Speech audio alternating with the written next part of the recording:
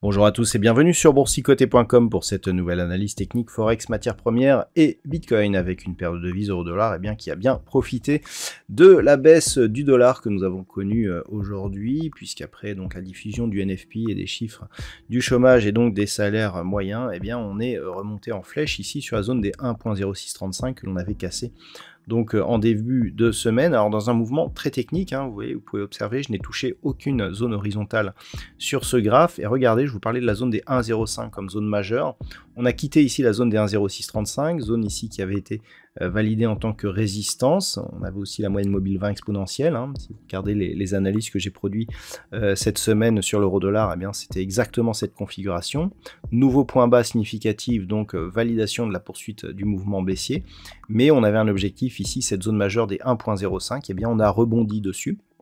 On avait aussi un autre niveau, et ça c'est très intéressant, c'est ce niveau ici de point haut, qui était une résistance 1.0481. Vous voyez que si on regarde ce qui s'est passé donc actuellement, on a rebondi d'une manière quasi chirurgicale sur cette zone pour revenir ici, alors sur l'extension qui était donc l'objectif des 1.0635. Donc maintenant on va pouvoir effacer ce tracé qui n'a plus lieu d'être, mais en tout cas c'était assez intéressant de voir que l'on est revenu chercher et travailler ce niveau. Bon, c'était pas du tout prévisible d'un point de vue technique et en termes de trading, mais ce niveau était assez intéressant à observer.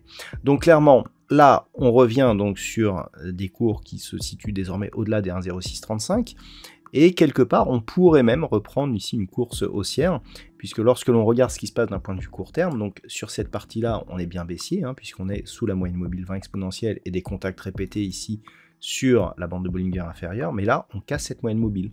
Donc il ne manquerait plus ici qu'un contact sur cette bolle supérieure et on inverse le sens de la tendance, ce qui n'est pour l'instant pas le cas, mais le fait que l'on soit repassé au-delà des 1.0635 est déjà un signal assez intéressant. Donc par rapport à, je dirais, à une vue globale et un peu plus moyen terme, on est sur une phase de neutralisation. On le voit, cette zone ici des 1.05, on sait c'est une zone majeure. On a la zone d'un 0.360, 1.05, on sait que c'est un niveau d'incertitude puisque c'est deux niveaux majeurs d'un point de vue moyen terme. Et on est juste venu effleurer ce niveau avant de revenir sur la zone des 1.0635. Donc, si on repasse au-dessus, on a ici une impulsion haussière. On a quasiment une phase de consolidation. Donc, on peut presque dire ici que la zone de résistance est validée à plusieurs reprises comme zone de support. Là c'est un point de vue un peu plus moyen long terme, et donc si on parvient ici à rester au-delà de cette zone des 1.0635, à viser une poursuite en direction des 1.0780. C'est un petit peu ce que l'on a sur une vue daily, regardez, là c'est un peu plus net, voilà, on a ici l'impulsion, on voit ici la zone des 1.05 qui agit comme résistance, on casse, on revient tester et on repart à la hausse. Donc clairement, prochain objectif 1.0780, tant que la zone des 1.0635 et même la zone des 1.05 tient en tant que support, et ce malgré le signal de contact que nous avons eu ici sur cette bande de Bollinger inférieure, et donc une paire de devises euro-dollar qui est en passe de repasser ici sur une tendance haussière. Sur la paire de devises livre sterling contre dollar américain, on s'éloigne aussi de la zone d'alerte. Je vous avais dit que sous 1.20, alors vous voyez qu'on est rentré d'ailleurs dans une période assez volatile, l'attaque des 1.20 n'a jamais provoqué de mouvement très, comment dire, calme si j'ose dire.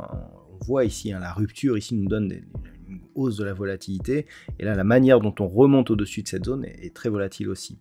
Alors on a une zone qui est intéressante à observer sur cette paire de devises, c'est cette zone qui se trouve juste ici, alors on est quasiment sur 1.2110. Vous voyez, cette zone est très intéressante parce que elle représente ici une zone de résistance ici sur toute cette phase, et elle était support auparavant. On le voit ici, on le voit ici. Donc clairement, ça va être intéressant d'observer ici, suite à cette forte dynamique, si on vient ici au contact de cette zone. Donc pour l'instant, on est en dessous, donc on peut clairement repartir sur une phase de neutralisation. Par contre, en cas de rupture, le fait que l'on ait ici une tentative de départ à la baisse, si on casse cette zone, en général, l'amplitude s'inverse, c'est-à-dire qu'on pourrait rapidement revenir ici sur la zone des 1,2270. Donc ça, c'est à surveiller, car ça serait un signal intéressant. Et donc, pour l'instant, la période de devise livre sterling contre dollar américain n'est pas tout à fait dans une inversion de tendance, et donc reprise à la hausse, mais en tout cas, on neutralise la dynamique baissière qui avait commencé à se développer durant cette semaine. Sur l'or, hier, je vous indiquais que nous avions un signal de consolidation ici, mais le fait ici que l'on ait une résistance intermédiaire proche des 1825 sur laquelle on était venu s'appuyer, nous laissait quelques espoirs haussiers. Et bien finalement, cette zone ici, qui était résistance et qui s'est transformée en support, nous a bien validé une poursuite de mouvement. À noter que l'on n'a pas eu de contact ici avec la bande de Bollinger inférieure depuis que l'on a commencé à monter. Vous voyez qu'on vient très proche, mais qu'on ne vient pas au contact de la bande de Bollinger. Là, on a eu exactement la même chose. Nouveau plus haut significatif. Donc, on reste ici sur un objectif haussier. Alors, l'objectif, il est plus très loin maintenant, puisqu'on est à 1880 $ l'once. Voilà, il pourrait être atteint donc dès la semaine prochaine. Et d'un point de vue daily, là, on est sur un signal important puisque on sort vraiment de cette dynamique et on pourrait revenir sur rupture de cette zone des 1880 sur des niveaux bien supérieurs, proches des 2000 $ donc l'once pour le métal jaune, ce qui d'un point de vue moyen terme, enfin plutôt long terme, confirmerait l'orientation de cet actif toujours sur un mouvement haussier. Je rappelle que le record historique ici se situe sur ce contact qui a été testé par 2 fois à 2070 $ l'once.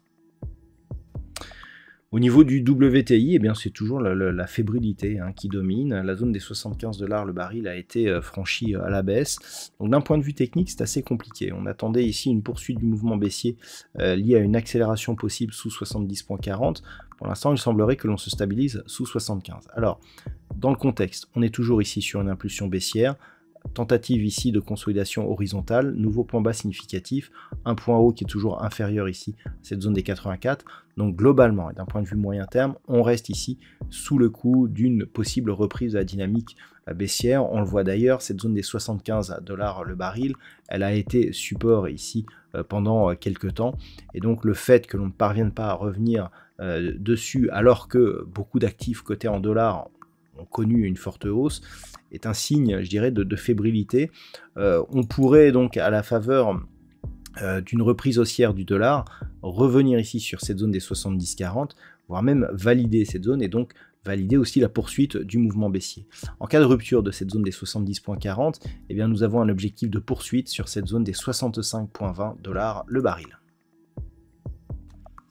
Puis enfin, au niveau du Bitcoin, il y a vraiment très peu de choses à dire, toujours une phase de neutralisation après une forte baisse, une incapacité à produire un rebond technique qui ferait mieux que valider une ancienne zone de support ici à 18 100 comme nouvelle résistance, donc toujours une très faible volatilité sur cet actif, toujours donc avec une orientation plutôt baissière. D'ailleurs on peut le voir, on est toujours ici sous cette moyenne mobile 20 exponentielle. Je rappelle donc les zones d'alerte pour cet actif, 15 800 puis 15 500 qui en cas de rupture nous donnerait des objectifs proches des 14 400 $ pour un Bitcoin.